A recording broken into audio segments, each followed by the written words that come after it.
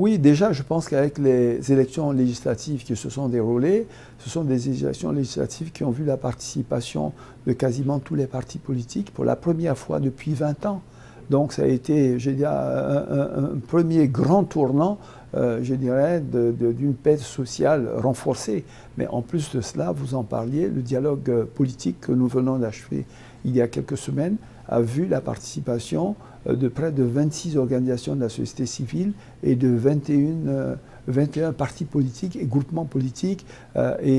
dialogue à l'issue duquel toutes les questions pendantes relatives aux différents sujets qui pourraient être des sujets de discorde et qui pourraient être éventuellement des freins à la cohésion sociale et à la paix, je dirais, sociale,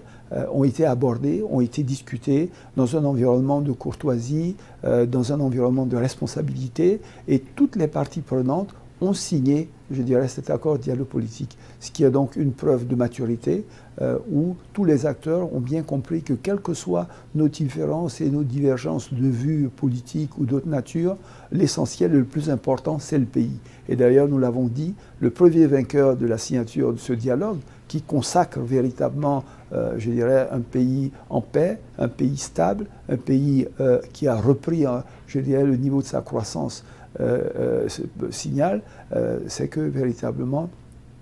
tout le monde est vraiment d'accord pour dire qu'il faut se mettre ensemble, il faut développer ce pays et que le vainqueur de ce dialogue, c'est d'abord le pays. Monsieur le Premier ministre, avec les sanctions visant le Mali, mais également le Burkina et la Guinée qui sont suspendus par la CEDEAO, la Côte d'Ivoire est frontalière de tous ces trois pays. Même si ce sont des décisions de l'instance régionale, qu'est-ce que la Côte d'Ivoire peut faire, vu son poids économique, politique, mais aussi sa position géographique, pour qu'on arrive à un dégel dans la région? Je crois que la Côte d'Ivoire, comme vous le savez, n'agit pas seule dans ce genre de circonstances. Lorsque ces crises surviennent, nous avons une organisation sous-régionale qui est la CEDEAO et qui a un président actuellement, qui est le président du Ghana, le président Nana Akufo-Addo, et donc qui se réunit et qui prend des positions communes et collectives sur ce qu'il y a lieu de faire pour que la situation évolue au niveau de ces pays-là. Ce n'est pas une décision unilatérale de la Côte d'Ivoire, ce sont des positions collectives qui souvent sont prises à l'unanimité et donc nous suivons les positions communes de la CEDEAO. Le souci majeur, bien sûr, étant que la paix